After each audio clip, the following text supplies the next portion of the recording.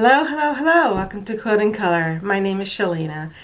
I'm really excited that you're joining me in my sewing room today for the first day of the 15 Minutes to Quilt Challenge. So today I thought I'd just tell you a little bit about what the 15 Minutes to Quilt Challenge is all about, and also to tell you about how you can participate in this 15 Minutes to Quilt Challenge and how you can enter to win prizes. Also, I'll show you what I've been working on today, and I wanted to talk to you today about how to gift a quilt. If you're going to give a quilt as a present, some tips and tricks things I've learned the hard way over the years that I think that might come in handy for you. So let's get started. Here it is. Here's my table all clean and empty. It's all exciting, ready for a 15 minutes to quilt challenge.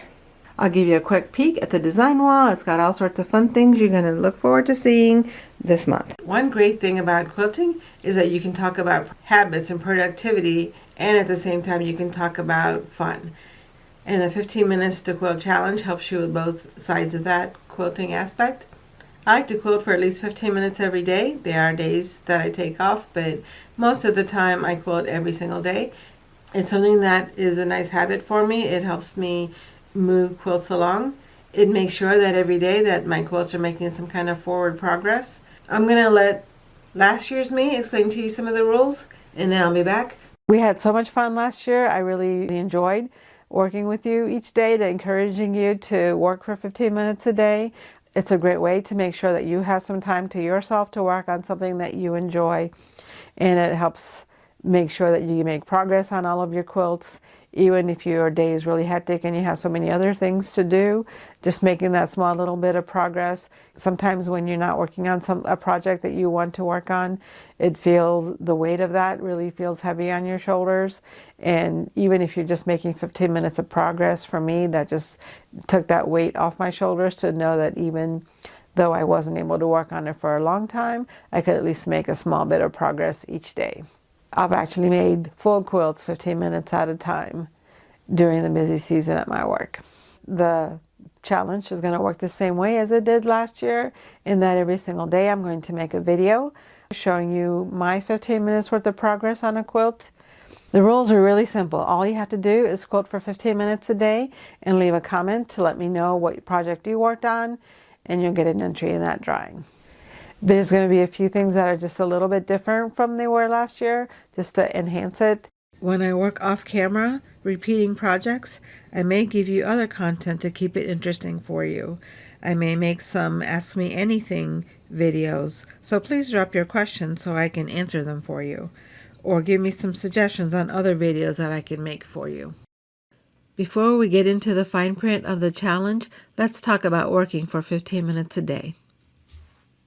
I've been quilting for 15 minutes a day for many years now, and there are some special things about quilting for only 15 minutes that I think you should know. There are times when you may feel like you're not making a lot of progress, especially if you're looking at a project for the very first time. It's going to take you some time to bring out the project, to find all the materials that you need, and to come up with a system on how to make that quilt. And so the progress may seem really slow, and you may not feel like you made a lot of progress that day, but I promise you the next day it's going to be so much easier because you will be in the right mindset. You'll have the system in mind, you'll have found all your material, and the next day will likely be a smooth day in sewing. So sometimes the progress is slow and sometimes the progress is fast. Sometimes you may even feel like you went backwards, especially if you made a mistake and didn't have enough time to rip out all the seams. It may feel like you're going backwards. So one of the things I would recommend to you is that you don't try to rush it. Make sure that you're going at a steady pace so that you can thoughtfully and mindfully work on your project. The goal of this is to give you some calm and some peace, and if you're rushing around, you may not have that, and you may make a mistake that may put you behind. So take your time, do it right the first time, so that you're not rushing through it. You don't need to do an hour's worth of quilting in 15 minutes, you just need to do 15 minutes worth of quilting in 15 minutes. So just work at your regular pace. Another thing about sewing for 15 minutes a day is that you want to make it very easy to bring things out and put them away. So you can even put them in a corner or in a drawer or a box, but the easier you make things for you to reach and find everything, the easier it'll be for you. I like to put all of my projects in either a drawer or a box, like in its own separate container. Keep all of the material together so that when I take out the box, I have everything that I need to make that quilt, except for the basic supplies, which are used for all of the quilts. Here are the rules for this challenge. You want to make progress on a particular project. If the projects that are on your list of projects to make are not quilts, if it's an apron or a bag instead of a quilt, I'm fine with that. You don't have to make a quilt. I just want you to do something creative. So even if it's a painting, I'm fine with that. I just want you to make 15 minutes of time to give yourself a creative outlet. You can spend any time, whatever it takes for you to make progress on this is fine with me. So you can work on, you can clean up your sewing room and put all your supplies together. You can decide what quilt you want to make, find the pattern and the fabric and all the material that you need for it, go shopping for that. You can start cutting or sewing. All of that counts. I do want you to make progress, so you can't just sit and dream about quilts. So if you're just browsing through Instagram or Pinterest or any place else, that doesn't count as actual quilting. I want you to work on a specific project. As a thank you for your support, watching videos on Quilt in Color does count as an entry. I'll give you a secret word in each video that you can put in your comments to get another entry. The more sessions you quilt, the more progress you're going to make on your projects, and the more entries you're going to earn in the drawing. This year, the prizes of this challenge are going to be really special. I'm going to give away 2 books, one to each person. It's a book that I wrote. It's written especially with quilters in mind. The rules for this challenge are really simple. All you have to do is to quilt for 15 minutes a day and leave a comment in that day's video, and you'll be entered in a prize drawing. I hope that you join me in this challenge. Sew for 15 minutes a day and leave a comment every day to let me know what you worked on. I'm going to give you some ideas about how to gift a quilt, of some things that I've learned over the years of gift giving. I've been quilting for more than 30 years and I've given away some of my quilts, and I wanted to give you some suggestions on how you can gift a quilt yourself.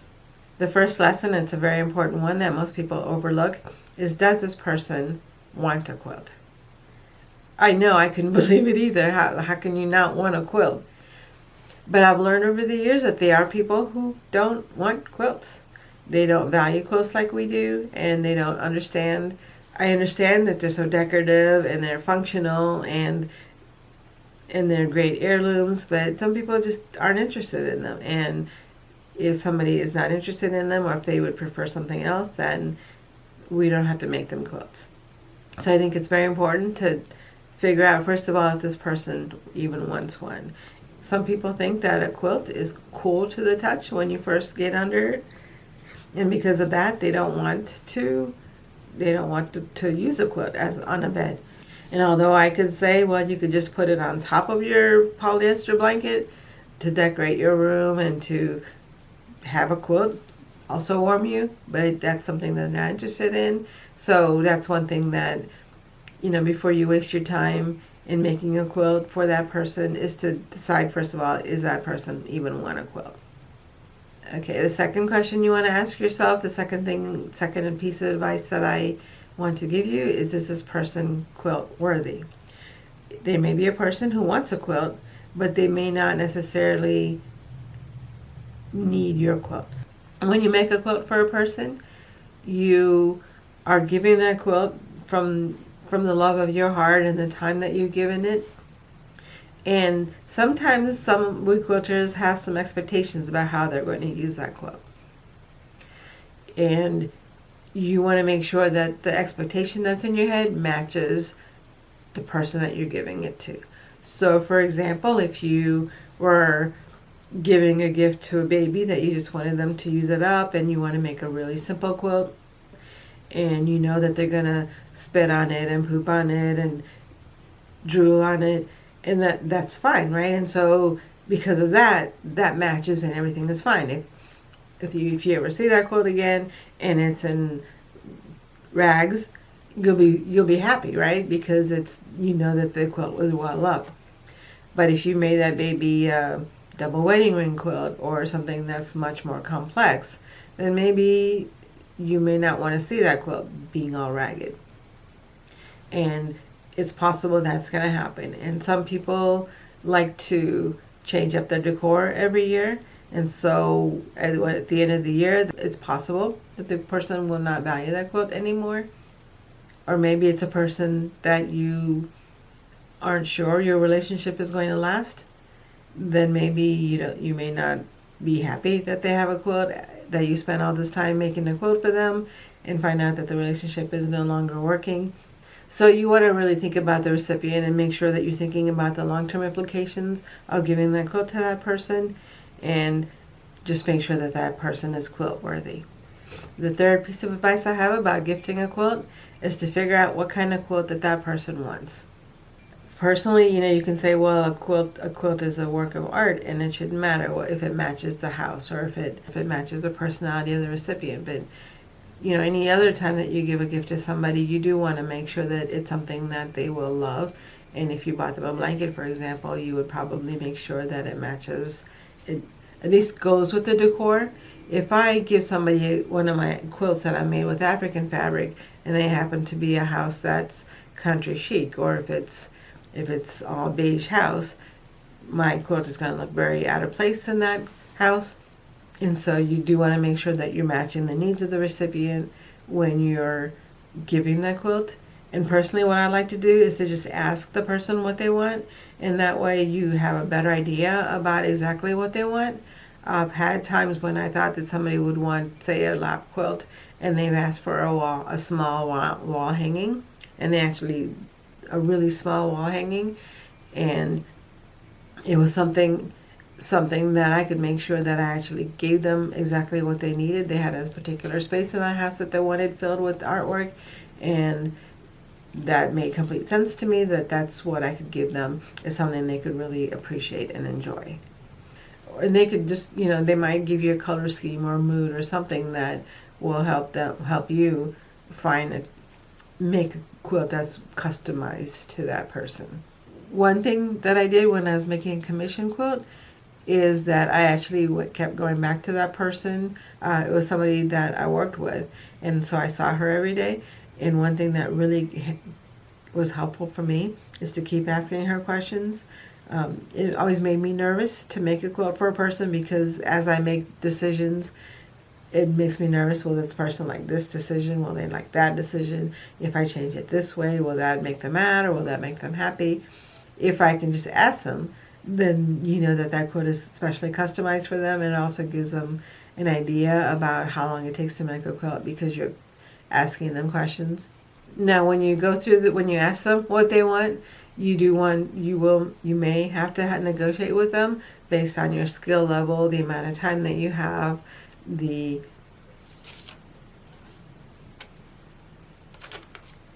based on your skill level. If you can't make a quilt with curved seams, then maybe you'd have to negotiate something else that would maybe look curved but isn't curved, depending on the amount of time that you have. If they want a big king size quilt and you only have a week to make it, you're going to have to negotiate either that you can't give them the quilt, or that you could give it to them next year and give yourself some more time to be able to make that quilt, because you don't want to have to rush through making a quilt, especially a big one like that. And you may have to negotiate a little bit of the colors. If somebody's choosing a color scheme that doesn't really work with you, you may make a smaller quilt so you can work through that, or maybe talk them into adding some colors that you like, so that it's a quilt that you'll be excited about making. Another tip that I have for you is it's going to take you longer to make the quilt than you think it will. There's always things that come up over time, and even if there isn't anything that comes up, it always takes me longer to make a quilt than I thought it was.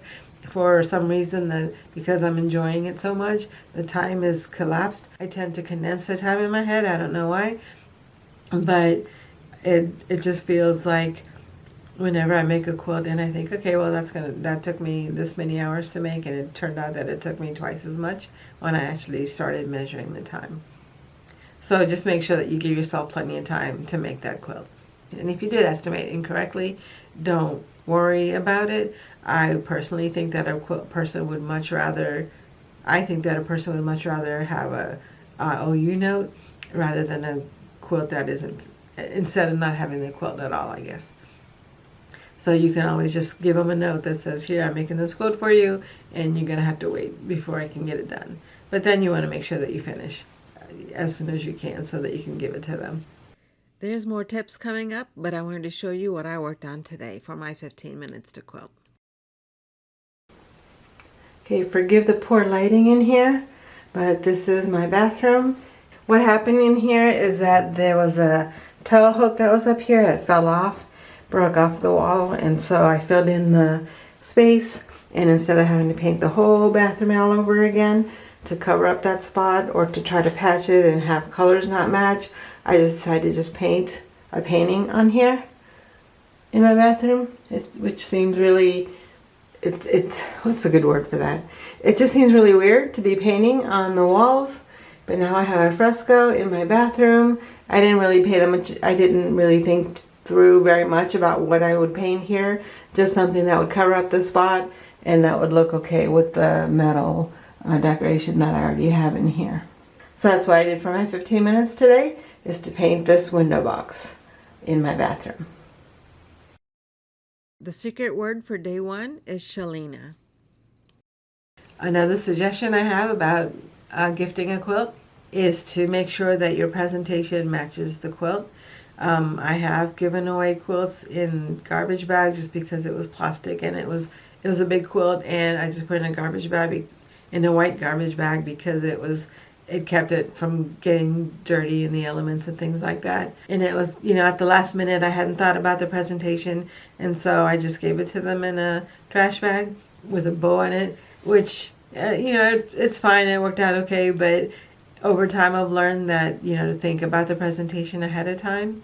It was a quilt that was made at the last minute, and I didn't really think about the presentation until that day. It was a gift giving session, and I wound up just putting it in a trash bag, which is awful thinking about it now. It was a clean trash bag, obviously, but you want to make sure that you're giving it in a great presentation so that they can understand the value of that quilt, because it does matter. If you're, the reason that they put jewelry in these fancy boxes is so that you understand that this is a fancy thing, that this is an important thing. So I would recommend, buying a gift box ahead of time and having the tissue paper and everything ready so that when the quilt is finished, then the box is already ready, and it really shows that you took a lot of time in making the quilt, and you want to make sure that the presentation matches that. And also, I think you should document the quilt by putting a label on the quilt with your name on it and the date and the city and state where you made it. It's really helpful. Like, you may not think that it matters that much, but it matters a lot. A lot of people, when you think about quilt historians that are trying so hard to figure out who made the quilt and when they did it. And if you could just help them along, that would be great. And also, it would help you if there is another quilter in the family, or if somebody starts quilting, then they'll know which one of you made the quilt. And for that reason, I recommend starting writing the history of the story of the quilt with this quilt journal that I made. This quilt journal is a fill in the blank book that tells a history about one particular quilt, and giving this book along with the quilt will help make sure that you're preserving and documenting the history of that particular quilt. I think it's a great book for people who are giving quilts to gifts. Then that person who receives it will have some documentation about the history of the quilt, and they'll know more about what you went through to make this quilt for them, how much time it took, how much money it cost, how you specifically chose the colors and pattern for that person. And it's a great way to pass on that history, because I know I always forget. There was one time when I was reading a history of a person and I thought, oh, I didn't know about this. And then I remembered that I was the one who typed that. It was just a fact that had completely, because there's so many facts started coming in my head.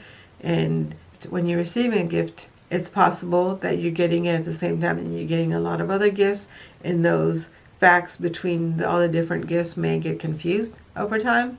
And so if you could document it, then it would help make sure that you're preserving that history of that quilt. Things that we know today keep changing over time, right? Because you're going to learn something new that's going to influence how you're thinking about something that you saw yesterday. And so over time, your memory changes about what happened someplace, your perspective changes, and some things you just forget completely just because there's so many other new facts coming in. And so documenting something kind of immortalizes it into time so that it stays in one thing so that it doesn't get influenced by other things as much. There'll still be some influences over time, but if you can write it down in a way that you can preserve what the perspective was at that time, then it'll help the history of the quilt. I hope that the quilt that you make for your loved one is especially appreciated and loved and is given the care that you would expect from it. I hope that these tips help you make sure that that quilt that you're making for that loved one is treated the way you expect it to be. I hope that you had a chance to sew today, and if you did, make sure that you enter in the drawing by letting me know what you worked on today, and don't forget to use the secret word to get a second entry.